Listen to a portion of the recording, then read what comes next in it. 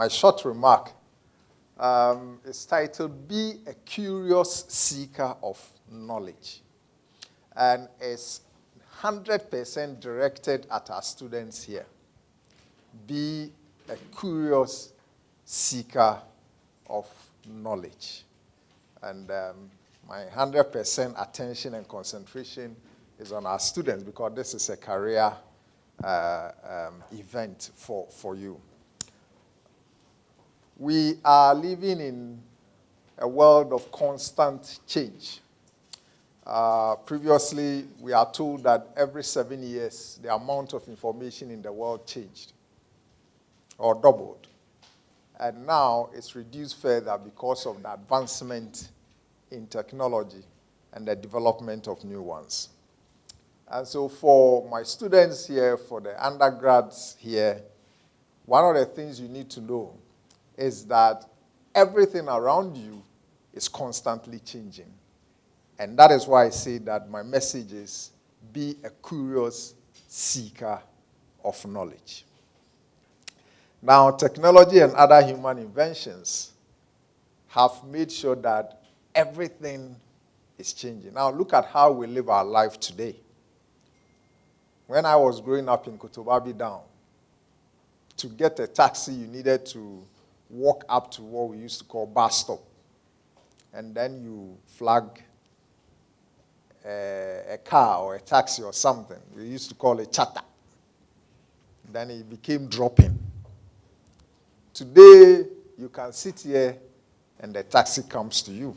We had no idea what was coming 25 years ago, but this is our life today. Today, you can sit in your room or dormitory and order pizza, and it is delivered to you. We had no clue 25 years ago, this world. So I want you to picture your life 25 years from today and ask yourself, how would that life look like? How would that world look like? And how can I prepare myself to be relevant in that world? Thank you very much. I don't know about you, but I've learned a lot. I hope you were able to pen some things down for yourself as well. Our hashtag is out. ECS 2022. Would like you to interact with us on Twitter and Instagram. So I'm sure we might be wondering the people who decided to organize this program for all of us. So this program is being organized by Energy Quest Foundation, okay? And Energy Quest Foundation is powered by Cubica Energy. And we are being partnered by JP Oil, University of Ghana Business School, as well as the engineering schools. Energy Career Seminar. Now, this is the first or the maiden edition of our Energy Career Seminar. I would say that you are privileged to be part of the maiden edition. This time around, we are going to do something quite exciting. I believe we all have smartphones. Yes, because everyone is on Facebook. I'm sure before we leave here, I'll see some pictures be with Energy Quest hashtag and things on social media. So I'd like all of you to kindly go to YouTube. Yes, please, YouTube. And type Energy Quest GH or Energy Quest TV.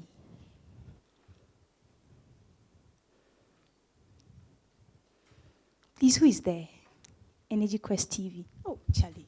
Boza. Kindly click on the subscribe button for me. As you are clicking your go-to to become the CEO of PUMA and things ish. You know. Please, who got it? Who has subscribed? Ish. Please give a hand. Boza, virtual Boza. Okay, so we're about to start. But before then, I'm going to introduce to us our speakers for the day. So I'm going to read to us their profiles, okay? So I'll start with Dr. Amim Karimu. So Dr. Amim Karimu is a trained economist with a strong background on energy economics, public finance, econometrics, and development policy. So we have Henry Yao Osei. So Henry Yao Osei is the first Ghanaian to hold the position of Group Managing Director for its Ghanaian subsidiaries known as PUMA Energy Distribution Company Limited and Blue Ocean Investments Limited under the UBI group of companies. Following his experience in the energy sector, Mr. Osei has held managerial positions in sales, operations, business development, and commerce in other companies before joining PUMA Energy in 2017 as the Deputy General Manager for Blue Ocean Investments, the PUMA supply entity and second large bulk distribution company in Ghana. He holds an MBA in Oil and Gas Management from the University of Coventry, UK, and a degree in Chemical Engineering from Kwame Nkrumah University of Science and Technology, Ghana. Judith Ampoma Owusu. She has a particular expertise in petroleum geochemistry and has been working with Ghana National Petroleum Corporation for 8 good years. She uses the knowledge in molecular petroleum geochemistry to conduct oil, and oil source rock correlation, petroleum biodegradation, and source rock characterization. Now I'm going to read the profile of our moderator for the day. Her name is Lesley Arthur Asiedu. Lesley is an astute professional with over a decade's experience in the petroleum sector and has a knack for breaking new frontiers. Her in-depth understanding of the industry enabled her contribute immensely to the growth of Ebony Oil and Gas from its inception, where she exited as head sales and marketing. Prior to that, she worked with Petroleum, a subsidiary of the Quantum Group. She is currently the CEO of Cubica Energy and founder of Energy Quest Foundation, whose projects are the Energy Career Seminars and Energy Quest Talk Show. So this is our moderator for the day. Let's give her a hand. Now, she's made everything we're going to have here possible, so please, let's give her another hand. So I'm going to introduce our panelists to the stage, and my moderator will take charge of everything.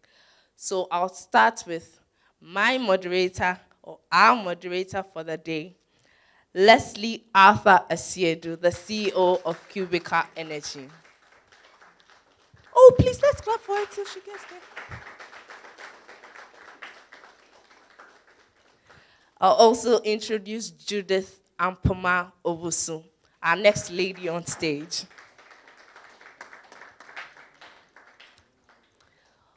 We'll then have Henry Yao Osei.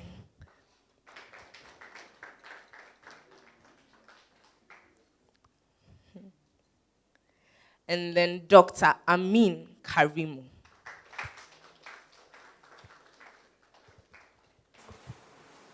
So thank you very much. I'm going to hand over the rest of the program to our moderator for the day. So I'd like to again welcome everybody to our maiden edition of our Energy Career Seminars. Hopefully you're going to share your experience with all the people who could not be here, because I know that you were completely subscribed nearly 2 weeks ago, so many people could not join us. So you can start by sharing on Twitter whatever you're learning here, so it can impact other people.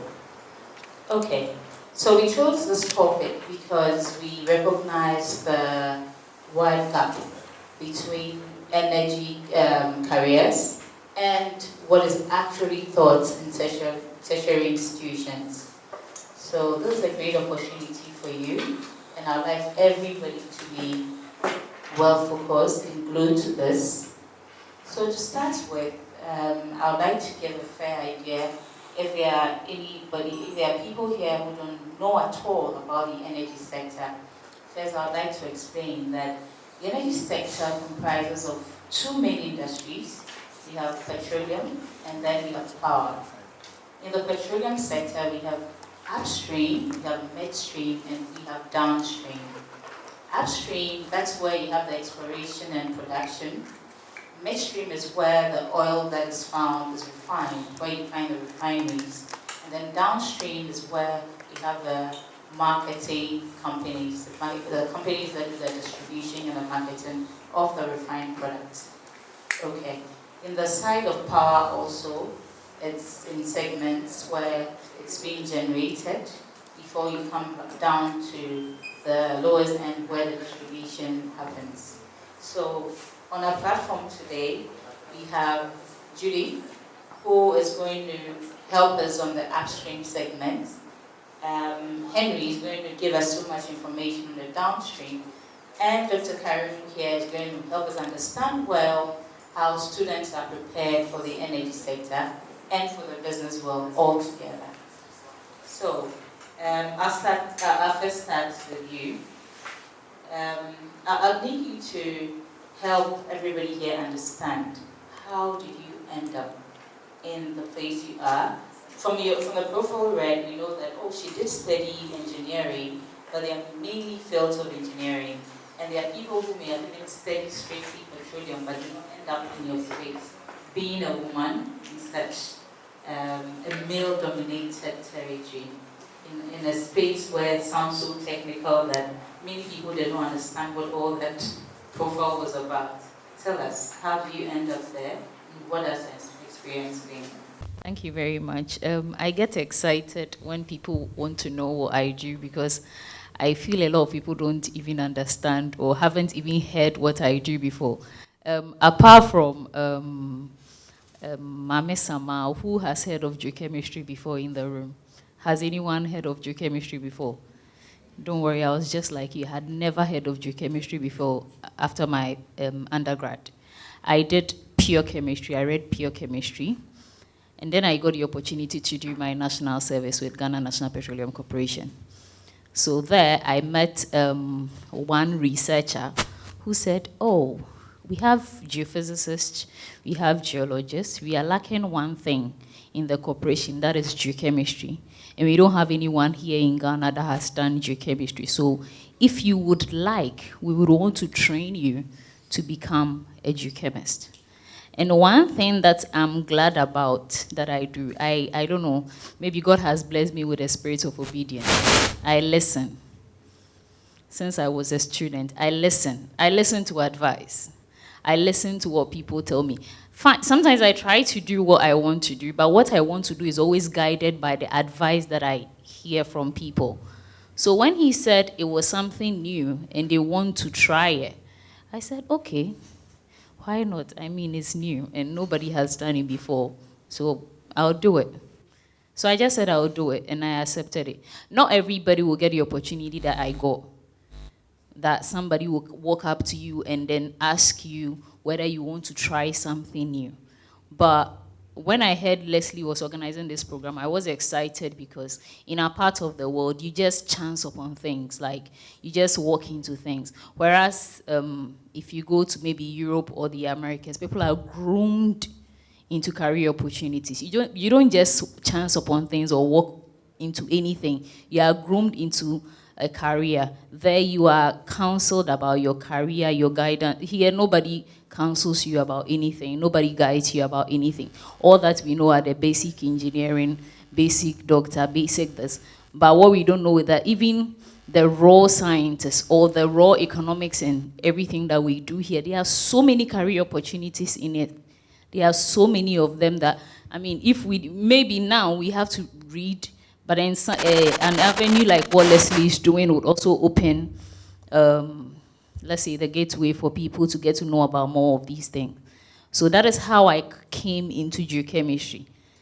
Somebody just mentioned it, that we don't have anything like this here. And would you like to be trained to be somebody like that? And I said, yes. Somebody asked me, and I said, yes. And I'm here as a geochemist. That is how it happened to me. The basic thing that you need to get into geochemistry is just the raw sciences. You can be a geologist, a geographer, a chemist, a physicist, a biologist, any of the raw sciences. You can start with that. What makes it difficult is that you have to learn geology and add it to it. And then if you're a geologist, what makes it difficult for you is that you have to learn chemistry. So what somebody has used 4 years to study undergrad, within 1 year, you should be able to understand and then apply it. So that is what makes it a bit complicated or difficult, but it's very interesting when you get to understand it. And the kind of education system that is formulated there, up there, makes you understand, even though it's difficult, it makes you understand by the time that you are completed with a particular model. So as I'm here, I use like a year to understand the geology of England and to be able to even apply and then use it to work. So I know every bit of the geology of England in a year. Let's give her a round of applause.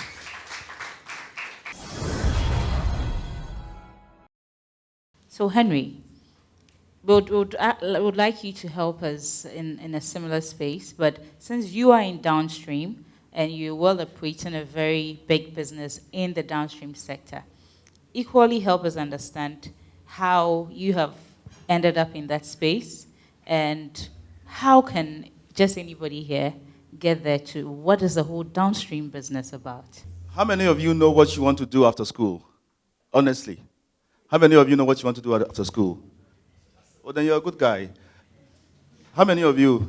The rest of you are not so sure. Okay, so I've seen 2 hands there. 2 people are sure about what they want to do after school. The rest of you, I was like you about 18 years ago. I had no idea when I was leaving the university what I was going to do. I had no figment in my imagination that maybe 18 years down the line, I'll be the group managing director of a big multinational company. But I had a plan. So what I'll urge all of you here, first of all, is to have a plan. And be prepared to change the plan as you go along. That's the first step. There are there's a question I would ask you, and then hopefully before the end of the seminar, I'd want each of you to honestly tell me what your answer is. Now, are you going to choose your careers by chance or by choice? It's a question I've asked a lot of national service people I've worked with in PUMA Energy. And the startling answer, however, I've seen, is that most people choose their careers by chance, not by choice. Most of this is driven by economic reasons. So I haven't been far from you in that way of looking at career. But today I'll share my experience with you. And I'm pretty sure by the time this session is over, you'll be gearing towards more choosing your careers by choice instead of chance. So I went to secondary school, read science, and my dad's prayer at the time was that I should blow and get the grades that will take me to med school. I wasn't a shark. Maybe you guys are sharks. I wasn't a shark. So I didn't blow. I didn't get to med school. But I had grades that enabled me to enter the university to read chemical engineering. I have a very explorative attitude. So whilst in the university, no, even before the university, my dad made me do internship. And that's where the issue of do you choose your career by chance or choice is very important. So I did an internship with the hospital. And clearly, after 3 months in the hospital, I realized I didn't belong there. So I ruled it out. Thank you. While at the university, I did an internship with a gold processing company. I was in the processing lab. And I also realized after 3 months that I didn't belong there. So that was my exploratory activity in trying to find out where I fit best. Subsequently, after completing school, one thing I came to realize was that I wanted to be in energy. The question was, where in energy? So I managed to get myself to the Tema Oil Refinery, where I worked as an engineer in their processing plant. After a year, I was given a contract to work for another 6 months. But I realized there again that I didn't belong there. Because and the first step is this. Look, you have to identify, and I hope you guys take notes here. In choosing a career, you have to identify what you are good at. It's the first step. And that comes more with what Mr. Ohiniefa said. Be an avid seeker of knowledge. The more you know about yourself, the more it shapes your direction in choosing your career. I saw something about myself when I was in the university. And this is something I don't know which cohorts or which year groups we have here, but do not limit yourself in school to only your coursework. Like Mr. Ifa said, 30% of what we require in the workplace is what you do in your coursework. Be cross-functional while you're here. I participated in student politics. I was the public relations officer of the university when I was on campus. I had my first general manager job on campus. When I say this to people, they get shocked. I was the first person as a student to manage the radio station on campus, Focus FM. So I had the option of appointing a general manager when I was PRO. And I told my SLC president, why should I appoint somebody when I can do that job? And frankly, I didn't know anything about radio. I was a greenhorn on radio. So what did I do? I spoke to the vice chancellor, Professor Adakwa at the time, very good man, who directed me to a radio presenter in Kumasi called Samtimer. And all I asked Samtimer to do was to host me, to mentor me, which he gladly offered to do.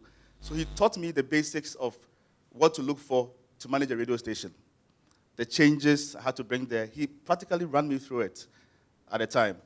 And I was remotely managing the radio station with him. During that process, I realized there was something about me I liked. I liked communicating. I liked public speaking. And this is something I fought with my dad about because back in secondary school, even though I was a science student, I was on the school's national debate team. And at the time, we won the national debate finals. And it was a strange contrast because most people in the debate team were art students. And my class represented 2 science students that eventually became the school's debate finalists and won the national debate finals for the school for the very first time. So it taught me something about myself. I liked public speaking. I liked to engage in debates. And I wasn't the kind of person who would be stuck to wearing coveralls and helmets. So my 1.5-year national service at TOR taught me I didn't belong to TOR. So that's where knowing what you like, knowing what you're good at matters in choosing a career. So after TOR, I left. In choosing career decisions, don't always chase money. Chase knowledge. Chase development. Money will come later. In 2017, a multinational had just come to Ghana, PUMA Energy. They were looking for a deputy MD for their bulk distribution company because it was literally had just started. And when I came for the interview, and let me tell you something that's even interesting. There were 2 jobs advertised. So there was a B2B manager and there was a deputy general manager. Mm-hmm.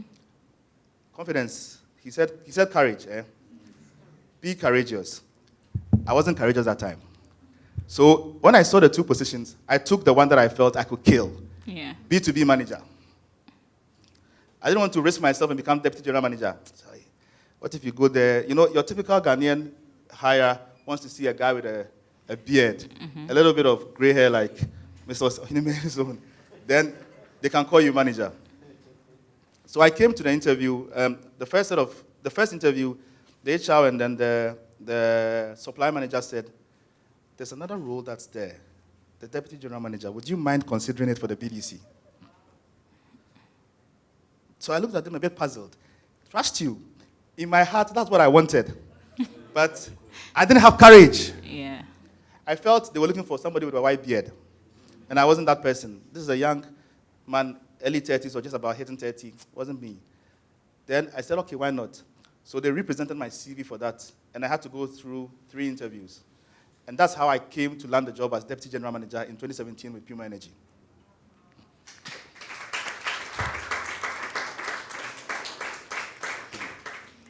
So 3 years down the line in Blue Ocean, I was looking for another job. And I had a conversation with my MD. Very honest conversation. I told him, I want to move on. I think I'm getting flat. What I want to do in Blue Ocean, the target was to bring us to number 2. We're number 2. So it's time to leave and do something else. Then guess what?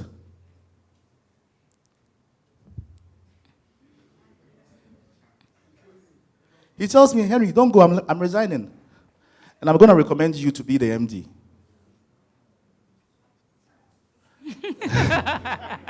So he changes my whole paradigm, like the paradigm changes for me.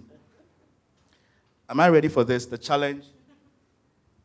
Then the courage question comes again. Are you ready for it?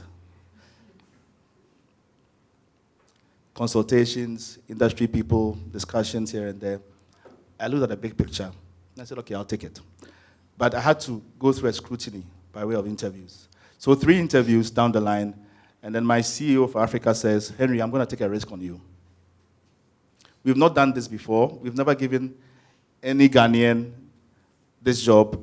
The policy of the company, even at the time, was to make sure that whoever becomes MD in a country was a foreigner. So I was going to break the rule for the company. And that in itself was a challenge. And a lot of difficult thoughts that time. Subconsciously, a part of me felt, Charlie, why don't you stay in your comfort zone, where you know as DGM, Deputy General Manager, support an external MD and grow. And a part of me told me, no guts, no guts, no glory. So then I had to make the bold decision and then take the job. And that's how, for the past 2 years and a few months, I had become the MD of the group.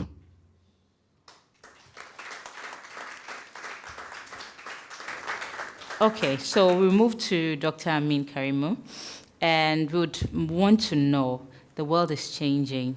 There's so much talk about the difference here between what is being taught in the tertiary institutions or in the academic space altogether, and what actually is on the field out there. As there are so many questions and so much beat on that, I'm sure that the tertiary institutions are trying to do something. Yes, so bring us to speed on what is being done to better prepare students for the work world or for the energy industry. Right. Thank you. We, those in the academia, especially lecturers, we get all these questions, mostly, especially in the case of Ghana, that we don't prepare the students well for the job market. Right. I just set an example. I have a colleague who teaches macroeconomics at KNUST. And then, obviously, you need a theory before you can apply it. Right. So he was teaching them the theory aspect of macroeconomics. And the students went and complained to the coordinator that, oh, Dr. Edu George, he comes and teach only theory. We want practicals. Right. So this guy contacted Dr. Edu and said, well, can you make it more practical? Then Edu looked at him and said, wow, how do I, teach practical macroeconomics in the classroom? You want pure practical macroeconomics, then you have to go to the Bank of Ghana. That's where they do practical macroeconomics. Because you can't easily teach that. Yeah. The only way you can do that is to invite someone from the Bank of Ghana to give them some practical bit of what they do so that you can appreciate exactly what you do. But don't forget, the theory is as important as the practical. If you are doing the practicals and you don't know the theory, why this is the case, then you find yourself wanting in the future. So you need to blend the two. Right. So what, especially me coming back to Ghana after my PhD and joining the business school, they have a focus, right? Because they know the oil industry is going to boom in Ghana. Obviously, we have to think about sustainability issues because oil and gas resources are not renewable. They will definitely, deplete with time. So how do we manage it properly? So we have to design courses in terms of how we manage these natural resources. Right. So we introduce a course at the graduate level called Energy Risk Management. Right. It's within financial risk management, obviously, but we need that component of energy risk for those in the industry who wants to do managerial or want to hold managerial positions, how to appreciate that managerial bit. It's not everything that you have to rely on the financial analyst of the company or the energy risk analyst of the company to be able to make your decision. You should have some insights, about how things work. So we introduced this course. Right. And we are trying to introduce another one, especially for the engineering student. And the undergrad is a problem in the sense that it's not well structured in terms of courses that are tailored towards the oil and gas industry or energy in general, right? Of course, once you do those, the only way we could help in that arena, currently as we are doing the business school, as my dean already spoke to Henry, when he met Henry, he said, oh, we want you to come on board, right? We want people like that that have the knowledge to speak to the student, during seminars and talk shows, right, every now and then, so they know what to expect when they graduate, especially someone being trained as an accountant or, under accountancy or doing auditing or marketing, right? It's not tailored specifically to the oil industry or the energy sector. But then if you have someone like Henry come to talk to you, then you can picture how do you think how the oil sector works and how do you fuse it into your learning program in terms of the accountancy or the accounting knowledge you are learning, right? That's how we can fuse the practical bit into what kind of theories we teach. But we cannot bring the industry to the classroom. That's why I give the example about George saying, well, this is not the central bank, so I cannot teach specific macroeconomic practicals. That's basically, okay, thank you. Okay, you can be whatever that you want to be. That means that it's not about where you're coming from or your mindset today. You can be anything you want to be. You can make up your mind, this is what I'm looking at. There are people who have not gone through the regular chain like Judith has or Henry has or any of us here may even be getting the opportunity for. There may be somebody who hasn't even had that tertiary education, but you're determined, I want the space in the energy industry. Also, when an opportunity comes by, it's never going to say, hello, I'm an opportunity, take me on. It's up to you to identify that this is an opportunity. And in every space you find yourself, do your best and make sure you count. Okay, and that way, gradually, you can grow in every opportunity you get, and then understand that you're going to start at step 1 and 2, and then you go. Don't worry about whether you're studying insurance or wherever you find yourself. Make sure that whatever you do counts. That's very important. I thank you all for coming once again, and I'll say God bless you. Whoever will be driving back, wherever, those that will be trekking, whatever, may the Almighty God carry you all safely to your destinations. In Jesus' name. Amen.